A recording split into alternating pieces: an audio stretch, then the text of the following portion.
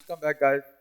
तो in the last few lessons हमने देखा कि हमारा जो CSS है वो यूज़फुल क्यों है और हम उसको किस तरह इनलाइन इंटरनल और एक्सटर्नल CSS की हेल्प से इम्प्लीमेंट करते हैं। तो इस लेसन के अंदर हम लोग एक इम्पोर्टेंट स्किल डेवलप करने जा रहे हैं जो कि है डिबगिंग योर कोड।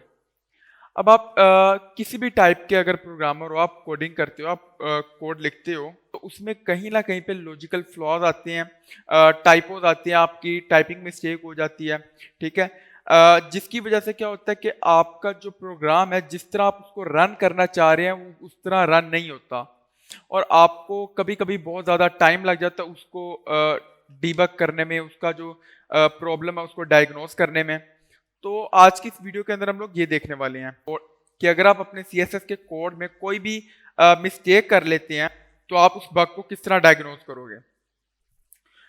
तो हमें कैसे पता चलेगा कि हमारा क्या प्रॉब्लम है, किस वजह से है और हम उसको किस तरह फिक्स करेंगे। तो सबसे पहले मैं आपको मैं यहाँ पर अपना जो index.html वाली फाइल है उसको मैंने कॉपी करके एक अलग जगह पे सेव कर लिया कि इन केस अगर मेरा ये वाला जो वर्क है ये सारा खराब हो जाता है, इसमें कोई मिस्टेक आ जाती है या फिर ये किसी वजह से ये आगे पीछे हो जाता है तो मेरे पास बैकअप। तो यहाँ पर अब मैं आपको एक दिखाता हूँ कि अगर मैं अपनी वेबसाइट पे जाऊँ और मैं इसको अगर रिफ्रेश करूँ तो यहाँ पर ये हमें वाइट बैकग्राउंड शो कर रहा है, जबकि हमने यहाँ पर जो इसका बैकग्राउंड सेट किया है वो हमने ये सेट किया है।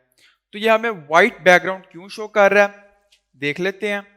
अब इसका एक तो तरीका यह है कि आप जाके अपनी जो आपका कोड आपने लिखा आप उसको एक एक लाइन करके पूरा कोड पढ़ें कि आपसे कहाँ पर मिस्टेक हो रही है, कहाँ पे आपने ऐसी कोई गलती की है जिसकी वजह से ये आपका जो CSS है ये अप्लाई नहीं कर रहा। ठीक है, आपको पूरा अपना इंडेक्स का पढ़ना पड़ेगा, फिर स्टाइल जो आपकी CSS वाली फाइल है आपको उसको रीड करना पड़ेगा कि कहाँ पे आपका जो इशू आ रहा है वो कहाँ पे आ रहा है। एक तो तरीका ये है, एक तरीका इसका ये है कि आपने सिंपल क्या करना है, गूगल का डेवलपर टूल यूज करना है, जिसके लिए मैंने आपको रिकमेंड किया था कि आप लोग जो ब्राउजर है वो गूगल यूज करें। तो गूगल डेवलपर टूल जो है वो हम किस तरह ओपन करेंगे, उसके लिए आपने सिंपल 3 डॉट्स पे जाना है, यहाँ से आपने मोर टूल्स पे जाना है और यहाँ पर आपको शो हो रहा है डेवलपर टूल्स। अब इसका शॉर्टकट भी है Ctrl+Shift+I। तो मैं इसको यहाँ से ओपन कर लेता हूँ। अब यहाँ पर अगर आप देखें तो यहाँ पर मेरा जो वेबसाइट है उसकी एक एक चीज यहाँ पर शो हो रही है। अगर हम यहाँ पर देखें, अगर मैं इस पर क्लिक करूं और इसको इंस्पेक्ट करूं तो यहाँ पर ये मुझे शो एग्जैक्टली इसने मुझे शो कर दिया कि कहाँ पर मेरा ये जो कोड लिखा हुआ है इसका ये कहाँ पे लिखा हुआ है। तो इसका जो कोड है वो यहाँ पे लिखा हुआ है। अब इसी तरह यहाँ पर आपको मुख्तलिफ टैब्स शो हो रही हैं, एक एलिमेंट है, फिर कंसोल है, फिर सोर्सेज है, फिर नेटवर्क है। अब यहाँ पर जब हमें अपने प्रॉब्लम का नहीं पता चल रहा, हम उसको डायग्नोज नहीं कर पा रहे, तो हम यहाँ से जाएंगे कंसोल में। अब यहाँ पर आप देखें, यहाँ पर ये आपको बता रहा है फेल्ड टू लोड रिसोर्स। ठीक है, एरर फाइल नॉट फाउंड, और ये कहाँ पे है, CSS styles.css। ठीक है, यानी जो हमारी जो CSS वाली फाइल है ये एरर उसमें आ रहा है। तो हम इसको किस तरह देखेंगे। अब यहाँ पर अगर हम वापस जाएं अपनी CSS वाली फाइल में, हम इसको अगर देखें तो यहाँ पर तो हमारा कोई एरर नहीं है। हम वापस से जाते हैं कि क्या हमने जो लिंक दिया वो लिंक हमने इसको सही दिया।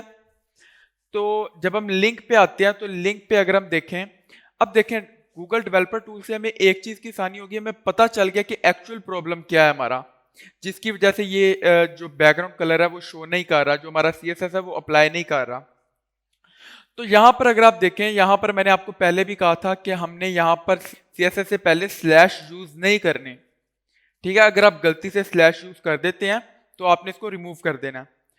अब इससे क्या होगा, जब आप स्लैश यूज करते हैं तो ये क्या करेगा, ये उसको जो आपकी फाइल है उसको ये ढूंढेगा, आपकी फाइंड करेगा, आपका जो index.html वाला फोल्डर है, जो हमारा पर्सनल साइट वाला फोल्डर है, ये उसके अंदर उस फाइल को फाइंड करेगा। उसके अंदर जब इसको CSS नाम की कोई फाइल नहीं मिलेगी तो वो आगे जाएगा ही नहीं। ठीक है, इसीलिए जब आपने इधर बैकस्लैश नहीं डाली होगी तो वो HTML वाले फोल्डर के अंदर फर्स्ट ऑफ ऑल फाइंड करेगा CSS वाला फोल्डर।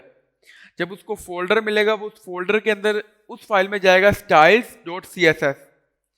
तो इसको अगर मैं यहाँ से सेव करूं और मैं आपको रन करके दिखाऊं, दोबारा से रिफ्रेश करूं, तो यहाँ पर ये देखें हमारा जो CSS है वो अप्लाई हो गया। एक तो हमारा इशू आ गया, ये इसको हमने देख लिया कि हम किस तरह इसको डिबग करेंगे, हमने किस तरह इसको सोल्व किया वो भी हमने देख लिया। अब यहाँ पर जो दूसरा प्रॉब्लम है वो दूसरा प्रॉब्लम है हमारा, अगर मैं आपको दिखाऊं, यहाँ पर मैं इस कोड को यहाँ से कॉपी करता हूँ, कॉपी, और यहाँ पर इसकी जगह मैं इस कोड को कर देता हूँ पेस्ट। ओके, इसको यहाँ से मैं सेव करता हूँ, और सेव करके मैं अगर अपनी वेबसाइट पे जाऊँ, इसको अगर मैं रिफ्रेश करूँ, तो यहाँ पर ये देखें हमारा जो ओवरऑल सारा CSS है वो अप्लाई है, लेकिन यहाँ पर जो हमारा कलर है हमें हमारा कलर शो नहीं हो रहा। तो इसका अब हम क्या करें, क्योंकि वो हमारी CSS वाली फाइल को फाइंड करके उसके अंदर भी जा रहा है और कुछ CSS अप्लाई भी कर रहा है, लेकिन बैकग्राउंड कलर क्यों वो हमारा व्हाइट शो कर रहा है। अब अगर हम इसको यहाँ से इंस्पेक्ट करें, यही आपका डेवलपर टूल भी है, तो यहाँ पर अगर आप इस टैब में जाएं, स्टाइल्स वाले टैब में, इसको यहाँ से हम क्लोज कर देते हैं, इसको हम ऊपर कर लेते हैं थोड़ा सा। अब यहाँ पर देखें, यहाँ पर जो हमने इसको इंस्पेक्ट किया, हमने अपने बॉडी वाले पार्ट को इंस्पेक्ट किया। अब यहाँ पर अगर मैं आपको दिखाऊं, अगर मैं इसको इंस्पेक्ट करूंगा तो ये मुझे इसका स्टाइल शो करेगा, सिर्फ इस चीज का। ये देखें, ये मुझे शो कर रहा है कि मेरा जो ये वाला जो कॉलम है इसके ऊपर कौन कौन सी CSS की प्रॉपर्टीज अप्लाई हैं।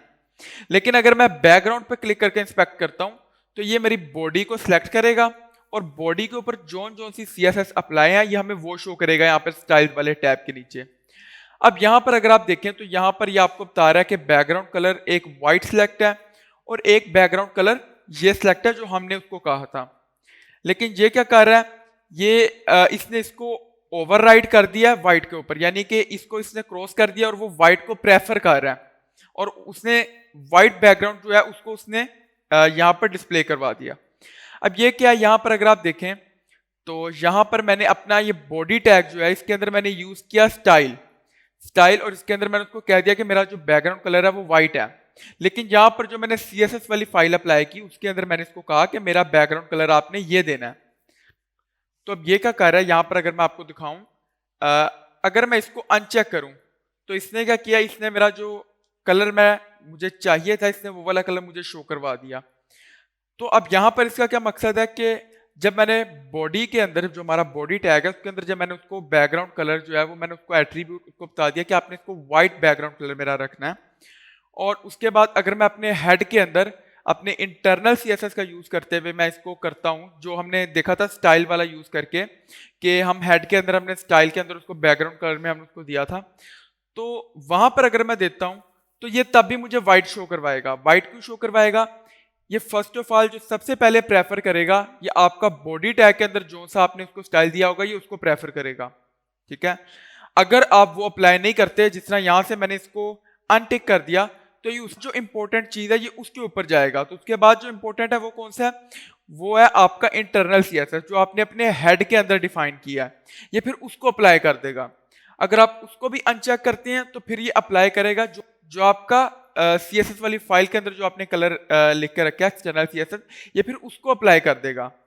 यानी कि आपने इस चीज को देखना है कि आपका ये जो अगर कलर अप्लाई नहीं हो रहा है उसको इनलाइन CSS या इंटरनल CSS के थ्रू तो नहीं उसको आपने किया हुआ। अगर आपने किया हुआ तो आप मेक श्योर करें कि आप उसको यहां से खत्म कर दें। ये मैंने इसको खत्म किया और ये मैं अपनी वेबसाइट पे जाके इसको रिफ्रेश किया तो यहाँ पर ये देखें अब वो मुझे एक ही बैकग्राउंड कलर शो कर रहा है। तो इस तरह आप लोग अपना जो गूगल का डेवलपर टूल अपने प्रॉब्लम को आप लोग डिबग कर सकते हैं। अब first of all problem debug करने से पहले आप लोगों ने एक चीज देखनी है कि आपको प्रॉब्लम क्या आ रहा है। आपने पहले देखना है कि किस चीज का आपने प्रॉब्लम आइडेंटिफाई करना है। अगर आपको जिस तरह मुझे यहाँ पर पता चला कि मेरा बैकग्राउंड शो नहीं हो रहा तो मुझे पता था कि मेरा जो प्रॉब्लम है, मैंने प्रॉब्लम आइडेंटिफाई किया कि मेरा जो बॉडी पार्ट है उस पर बैकग्राउंड कलर अप्लाई नहीं हो रहा। तो मैंने पहले प्रॉब्लम आइडेंटिफाई किया, फिर मैंने उस प्रॉब्लम को उसी मखसूस जगह जाके ढूंढा। मैंने ये नहीं कि मेरे बैकग्राउंड में अगर कोई इशू आ रहा है तो मैं इधर जाके इसके अंदर ढूंढ रहा हूँ, इस हेडिंग के अंदर नहीं। आपका बॉडी के अंदर आपका जो इशू आया था, आपका बैकग्राउंड कलर शो नहीं हो रहा था, तो आपने बॉडी को जाके डिबग किया, सिंपल वहां से आपको इशू पता चला, आपने उसको रिजोल्व कर लिया। तो ये था हमारा आज का लेसन जिसके अंदर हमने एक नया स्किल सीखा कि हम लोग किस तरह अपने CSS कोड को डिबग कर सकते हैं।